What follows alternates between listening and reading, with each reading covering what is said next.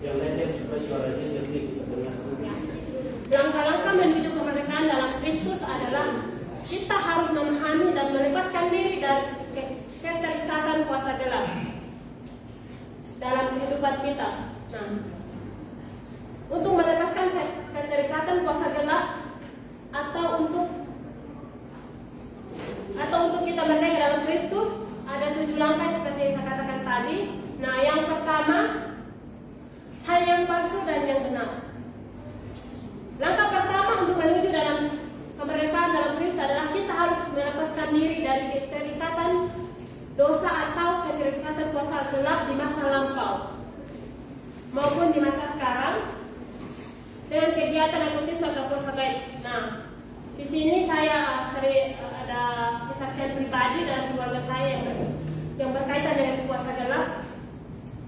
Dulu ketika saya masih umur 5 tahun, mama saya mengalami sakit mata dan pada saat itu bapak saya belum mengenal Tuhan secara pribadi, sehingga ketika pendeta datang di rumah berdoa untuk mama saya mengatakan bahwa mama saya sudah bisa melihat, tetapi karena bapak saya belum mengenal Tuhan, dan akhirnya bapak saya berkata bahwa nggak mungkin, sehingga dia memanggil dukun, dan dukun itu adalah kakak kandungnya sendiri, sehingga mereka mengadakan ibadah seperti yang secara dukun, sehingga mereka memberikan minyak kelapa kepada mama saya dan bawang putih. Nah, hingga sampai sekarang mama saya nggak bisa lagi melihat dari saya umur 5 tahun sampai saya umur dan ke-22 sekarang ini.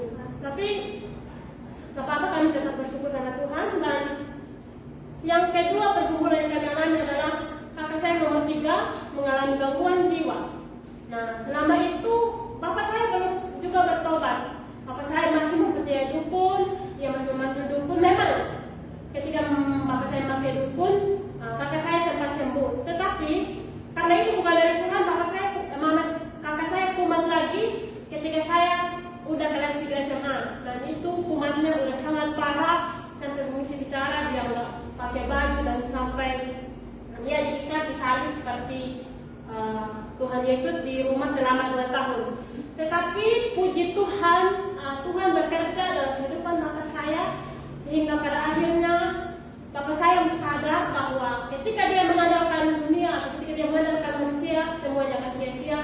Dan pada akhirnya bapak saya mengatakan bahwa dia nggak mau lagi cari dukun, dan kami sekeluarga berdoa selama 2 tahun itu, dan puji Tuhan, Tuhan menyembuhkan kakak saya sampai sekarang. Jadi perjalanan kehidupan saya dan mengikuti Tuhan ada beberapa hal dalam masa muda saya, ada banyak saya lewati, tetapi saya percaya ketika Tuhan memanggil saya untuk menjadi pelayannya, maka Tuhan akan berperang dalam kehidupan saya dan juga keluarga saya. Amin. Amin.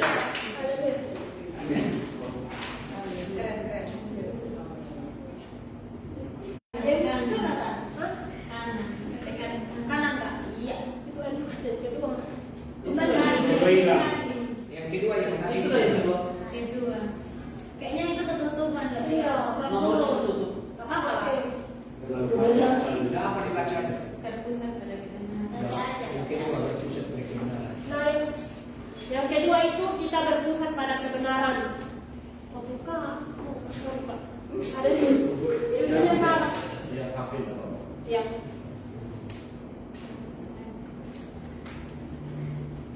Berarti powerpointnya cuma 2 itu tadi ya, bolak balik ya. Naik naik. Itu aja. Bukan. Ada apa?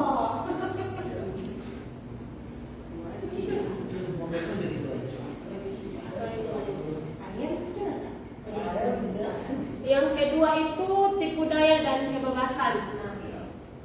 Pada langkah ini kita harus berpusat pada kebenaran firman Tuhan, sehingga kita tidak mudah tertipu dengan kuasa kegelapan.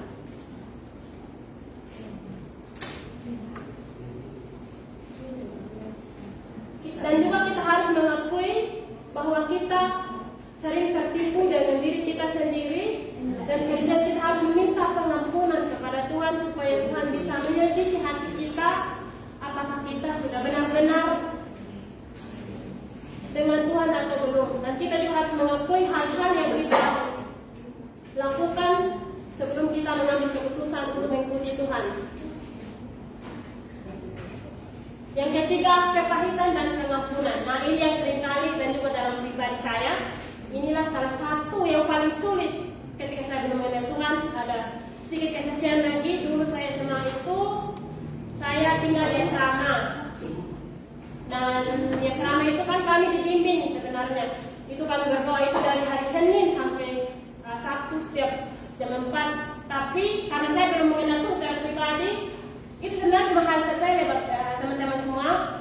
Ketika teman saya mengajak gini, aduh kamu rambutmu itu keribo katanya gitu kan, terus ya kita urus lagi katanya gitu. Nah terus karena saya merasa bahwa ini adalah salah satu yang bikin saya sakit hati, dan saya membalasnya karena dia teman saya pendek, dasar tuyul sampai begitu. Nah jadi saat itu saya diproses Tuhan selama mungkin pengampunan yang kami itu, kami nggak ngomong dengan teman saya itu selama 1 tahun. Padahal setiap hari itu kami sering setiap pagi ibadah pagi, setiap hari kami ketemu. Tapi karena kami belum mengenal Tuhan secara pribadi, kami nggak saling bicara gitu. Dan pada akhirnya saya bertobat ketika saya mengambil keputusan ketika ada dari asrama datang dari Singapura, datang ke asrama kami di situ. Dia mengatakan bahwa kita itu mendapatkan pengampunan. Tuhan Yesus aja yang juru selamat kita, yang menciptakan kita, yang rela mati bagi dosa kita, mengampuni kita. Kenapa kita sebagai manusia biasa kita nggak mau mengampuni orang lain, gitu kan? Terus di situ saya sadar, Tuhan ampuni saya, maafkan saya Tuhan, saya mungkin terlalu meninggikan diri saya karena sehingga saya tidak mau mengampuni. Dan di situ saya mengambil keputusan bahwa saya ingin mengampuninya, dan kakak pembina itu berdoa dan mereka minta pelepasan, sebutin nama teman saya, dan puji Tuhan sampai sekarang saya bisa mengampuni. Walaupun itu memang proses, karena pengampunan dan karena kepahitan itu mungkin begini ya, saya seringkali ketika ada yang mencela atau kirim saya itu mengingatnya kata-katanya kan selalu saya ingat gitu. Tetapi puji Tuhan sekarang karena Tuhan saya bisa mengampuni, karena kan kita tahu bersama begini, Tuhan saja menciptakan kita, Tuhan yang berkuasa, Tuhan yang menyelamatkan kita. Dia rela mati untuk dosa kita, Dia aja mengampuni kita. Kenapa kita manusia biasa nggak mau mengampuni, gitu ya? Oke. Yang keempat, keberontakan dan ketaatan. Nah, banyak orang Kristen termasuk kita juga sering memberontak dalam hal mungkin kepemimpinan kita, atau kita sering memberontak tetapi terhadap penguasa kita. Tetapi Tuhan mengajarkan kita untuk kita tidak memberontak. Kita harus taat dalam artian kita taat kepada perintah Tuhan, kita taat menjalani apa yang menjadi maksud dan tujuan Tuhan dalam kehidupan kita. Yang kelima, keangkuhan dan kerendahan hati. Nah, dalam hal ini kita mengakui bahwa kita itu sering sekali menganggap diri kita hebat. Nah, dulunya itu saya kecil SD ya, saya itu sedikit bisa lah gitu kan. Dulu itu saya dari kelas 1 SD sampai kelas 6 saya peringkat 2, dan di situ saya mengaku bahwa saya itu bisa.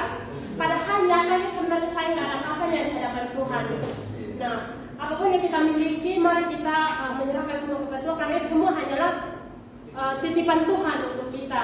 Nah, gitu ya. Nah, jadi yang keenam, keterikatan dan kebebasan. Nah, ketika kita mengikuti Tuhan Yesus Kristus, pasti kita harus mau dilepaskan dulu dari ikatan dan keterikatan, maksudnya di masa lalu kita mungkin ada dosa-dosa yang terikat. Nah, kita harus melepaskan dulu supaya kita bisa mengikuti Tuhan. Dengan nanti ke depannya kan kita pasti akan melayani orang-orang. Bagaimana jika kita sendiri aja belum mengalami, terus orang lain yang kita layani kita berkata, oh iya begini, oh iya begitu ya kan? Iya. Dan yang terakhir adalah penerimaan dan penerapan. Langkah yang terakhir dalam proses ini, kita harus melepaskan dalam maksudnya kayak tadi itu mungkin ada pegangan orang tua atau dari opa, kita harus melepaskan semuanya, karena itu nggak ada gunanya di hadapan Tuhan. Nah, untuk kita melepaskan semuanya itu ada dua. Yang pertama itu kita harus menyatakan bahwa kepada roja